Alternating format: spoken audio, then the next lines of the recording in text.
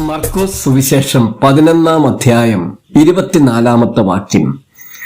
അതുകൊണ്ട് നിങ്ങൾ പ്രാർത്ഥിക്കുമ്പോൾ യാചിക്കുന്നതൊക്കെയും ലഭിച്ചു എന്ന് വിശ്വസിപ്പിൻ. എന്നാൽ അത് നിങ്ങൾക്കുണ്ടാകുമെന്ന് ഞാൻ നിങ്ങളോട് പറയുന്നു.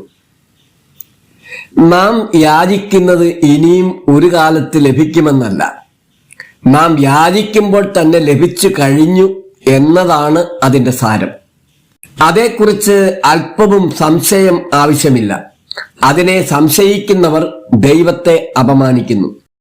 ഒരു ധനവാനോ ഒരു യോഗ്യനായവനോ നമുക്കെന്തെങ്കിലും ഒന്ന് തരാമെന്ന് പറഞ്ഞാൽ നാം അത് വിശ്വസിക്കുന്നു.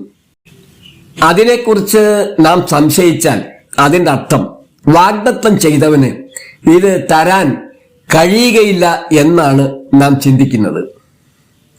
ക്രിസ്തു വരണ്ട കൈയുള്ള മനുഷ്യനോട് നിന്റെ കൈ നീട്ടുക എന്ന് പറഞ്ഞു. അവൻ കൈ നീട്ടാതെ വരണ്ട കൈ ഞാൻ എങ്ങനെ നീട്ടാനാണ്? ഒന്നാമത് അത് സൗഖ്യമാക്കുക, പിന്നീട് ഞാൻ കൈ നീട്ടാം എന്ന് പറഞ്ഞിരുന്നെങ്കിൽ അവന്റെ കൈ സുഖമാകുകയില്ലായിരുന്നു. എന്നാൽ അവൻ അപ്രകാരം ചോദിച്ചില്ല. യേശുവിന്റെ വാക്ക് അനുസരിച്ചു. അവൻ കൈ നീട്ടി. അവന്റെ കൈ സൗഖ്യപ്പെടുകയും ചെയ്തു. അവന്റെ വാക്ക് വിശ്വസിച്ച നാം അവൻ പറയുന്നത് അനുസരിക്കുന്നുവെങ്കിൽ നാം അനുഗ്രഹം പ്രാപിച്ചവരായിത്തീരും. പ്രാർത്ഥന എന്നത് ദൈവത്തോട് ചില കാര്യങ്ങൾ ചോദിച്ച് വാങ്ങിക്കുന്നതാണെന്ന് പലരും വിചാരിക്കുന്നുണ്ട്. ഭിക്ഷയാചിക്കുന്നതല്ല പ്രാർത്ഥന. ദൈവത്തോട് ഐക്യപ്പെട്ട് അവനുമായി സംഭാഷിക്കുന്നതാണ് പ്രാർത്ഥന. സൽഗുണ സമ്പൂർണനും സൽപ്രവർത്തികളിൽ മാത്രം ചെയ്യുന്നവനുമായ ഒരാളിന്റെ സഹിത്വം നമുക്കുണ്ടാകുമെങ്കിൽ നാം എത്ര കണ്ട് ജീവിതത്തിൽ വ്യത്യാസമുള്ളവരായി ഭവിക്കും. അങ്ങനെയെങ്കിൽ നന്മ സ്വരൂപിയായ ദൈവവുമായുള്ള സമ്പർക്കം നമ്മെ എത്രമാത്രം ഉത്കൃഷ്ടരാക്കി തീർക്കും. വിശന്നു വലഞ്ഞ ഒരു മനുഷ്യൻ ഒരു വീട്ടിൽ കയറി ചെന്ന് ഒരു കഷ്ണം റൊട്ടി ചോദിച്ചു. ആ വീട്ടുടമസ്ഥൻ സന്തോഷത്തോടുകൂടി അവനെ വിളിച്ച് അകത്ത് കൊണ്ടുപോയി ഭക്ഷണം തയ്യാറാകുന്നത് വരെ അവനോട് സംസാരിച്ചു. അതിന്റെ ശേഷം അയാൾക്ക് ആഹാരം കൊടുത്തു. ഈ അരമണിക്കൂർ നേരത്തെ സംഭാഷണം അയാളുടെ മനസ്സിൽ ഒരു മാറ്റമുളവാക്കി. അവൻ മാനസാന്തരപ്പെട്ട് ഒരു ദൈവമകനായി തീർന്നു. അവൻ ഒരു കഷ്ണം റൊട്ടി അന്വേഷിച്ചു വന്നു. അവന് ലഭിച്ചത് ആത്മീയ രക്ഷയാണ്. നാം ദൈവത്തിന്റെ അടുക്കൽ വരുന്നത് ലൗകിക ആദായം ആഗ്രഹിച്ചായിരിക്കരുത്. ഈ ലോകത്തിന്റെ സമ്പത്തുകൾ ആഗ്രഹിച്ചായിരിക്കരുത്. അവനെ തന്നെ നമുക്ക് ലഭിക്കേണ്ടതിന് അവനോട് സംസാരിക്കണം. അവൻ നമ്മുടേതാണെങ്കിൽ അവന്റേതെല്ലാം നമ്മുടേതായി തീരില്ലേ? ആകയാൽ ദാനത്തെ അല്ല ദാതാവിനെ ആഗ്രഹിച്ച് നാം പ്രാർത്ഥിക്കുന്നവരായി തീരണം. നാം ദൈവത്തിലും ദൈവം നമ്മിലുമായി തീരുന്ന ഒരനുഭവം നാം പ്രാപിക്കണം. അങ്ങനെയാണെങ്കിൽ നാം മനസ്സിൽ ചിന്തിച്ച് പ്രാർത്ഥിച്ചു തുടങ്ങുന്നതിന് മുമ്പേ തന്നെ നമ്മുടെ പ്രാർത്ഥനകൾക്ക് അവൻ ഉത്തരം നൽകിയിരിക്കും.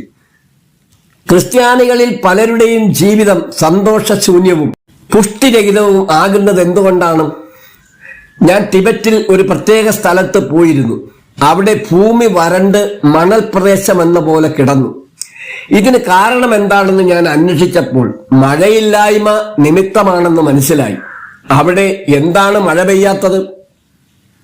സമുദ്രത്തിൽ നിന്ന് പൊങ്ങി വരുന്ന മേഘങ്ങളെ ഈ സ്ഥലത്തേക്ക് കടത്തിവിടാതെ തടഞ്ഞു കളയുന്ന ഒരു വലിയ പർവ്വതം താഴെയുണ്ട്.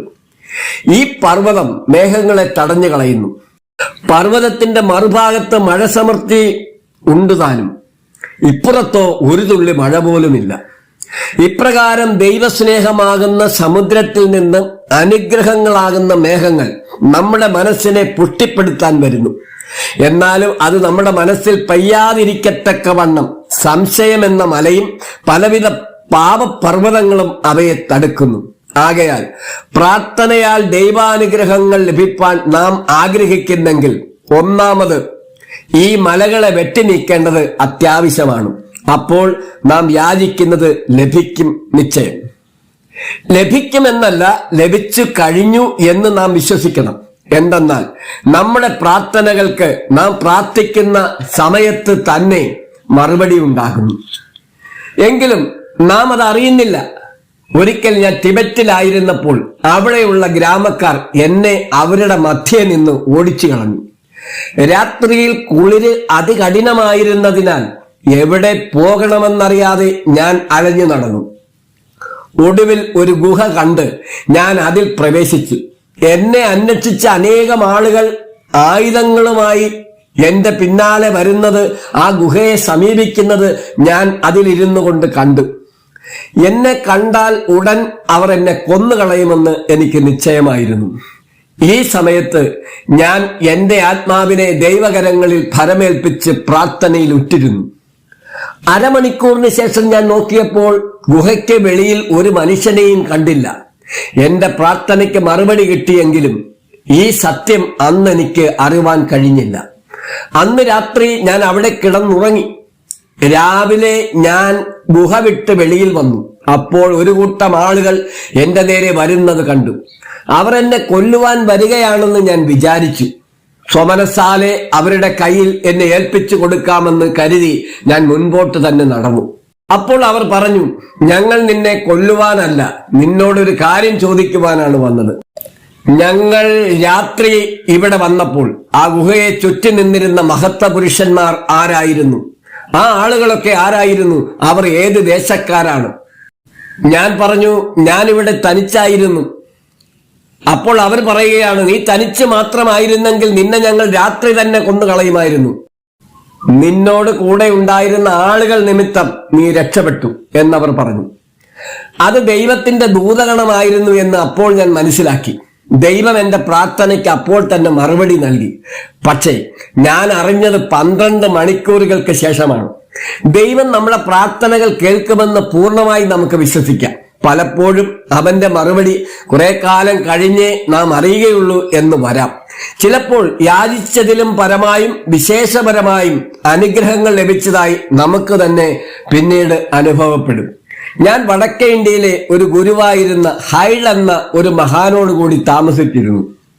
അക്കാലത്ത് ഒരു സംഭവം നടന്നു. ഒരു ദിവസം വയസ്സായ ഒരു കള്ളന് വേണ്ടി പ്രാർത്ഥിക്കണമെന്ന് അദ്ദേഹത്തിന് ശക്തമായി ഹൃദയത്തിൽ തോന്നി. അതേ തുടർന്ന് അദ്ദേഹം അവന് വേണ്ടി 2 ദിവസം മുട്ടിപ്പായി പ്രാർത്ഥിച്ചു.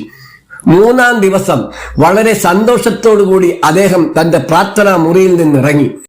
എന്നോട് ആ കള്ളൻ മനസ്സ് തിരിയുമെന്ന് ബലമായി പറഞ്ഞു. ആ സമയത്ത് അവിടെ ഒരു സുവിശേഷകൻ ഉണ്ടായിരുന്നു. അയാൾ അത് കേട്ട് പരിഹാസത്തോടുകൂടെ ചിരിച്ചു. കള്ളനായി ജനിച്ചു, കള്ളനായി തന്നെ വയസ്സാകും വരെ ജീവിച്ച് കഴിഞ്ഞുകൂടിയ കള്ളന്റെ മനസ്സ് തിരിയുക എന്നുള്ളത് അസാധ്യമായ ഒരു കാര്യമാണെന്ന് അയാൾ പറഞ്ഞു പൊട്ടിച്ചിരിച്ചു. ഇങ്ങനെ സംസാരിച്ചുകൊണ്ടിരിക്കുമ്പോൾ തന്നെ ആ കള്ളൻ കയറി വന്നു. ഗുരു സുവിശേഷകനോട് അവൻ എന്തു കാര്യവുമായി വരുന്നു എന്ന് അന്വേഷിപ്പാൻ പറഞ്ഞിട്ട് വീട്ടിനകത്തേക്ക് കയറിപ്പോയി. സുവിശേഷകൻ ചോദിച്ചപ്പോൾ ഹൈഡ് എന്ന ഗുരുവിനെ കാണുവാൻ എത്തിയതാണെന്ന് മറുപടി പറഞ്ഞു. ഗുരു പ്രാർത്ഥിച്ചതും അവന്റെ മനസ്സിൽ ദൈവം സംസാരിച്ചതും ഒരേ സമയത്തായിരുന്നുവെന്ന് സുവിശേഷകന് ബോധ്യപ്പെട്ടു. കള്ളൻ ഗുരുവിനോടുകൂടെ കുറെ ദിവസങ്ങൾ താമസിച്ചു. ഈ സമയം യേശു രക്ഷിതാവിനെ കുറിച്ച് കള്ളൻ ചോദിച്ചറിയുകയും അവന് പാപബോധമുണ്ടാകുകയും അവൻ തന്റെ പാപങ്ങൾ ഏറ്റുപറഞ്ഞ് ഒരു ക്രിസ്ത്യാനിയായി തീരുകയും ചെയ്തു. ഇതുപോലെ നമുക്കും വിശ്വാസപൂർവ്വം പ്രാർത്ഥിക്കാം. ദൈവമേ, തക്ക സമയത്ത് ഏത് കാര്യവും എനിക്ക് തരുവാൻ നിനക്ക് ഇഷ്ടമായിരിക്കുന്നുവോ അതെനിക്ക് തരണമേ എന്ന് ദിവസേന അവന്റെ ഹിതത്തിന് വേണ്ടി കീഴടങ്ങി നമുക്ക് പ്രാർത്ഥിക്കാം. അപ്പോൾ അവൻ നമ്മുടേതാണെന്ന് നാം അറിയും. അവൻ നമ്മുടേതാകുമെങ്കിൽ അവനോടുകൂടെ സകലതും നമ്മുടേതാകും. ഇഹലോകത്തിലെ ഭാഗ്യവും പരലോകത്തിലെ നിത്യഭാഗ്യവും നമ്മുടെ പങ്കായിത്തീരും. അങ്ങനെ നമ്മുടെ ജീവിതം ഒരു ജയജീവിതമായി ഭവിപ്പാൻ ദൈവം സഹായിക്കട്ടെ.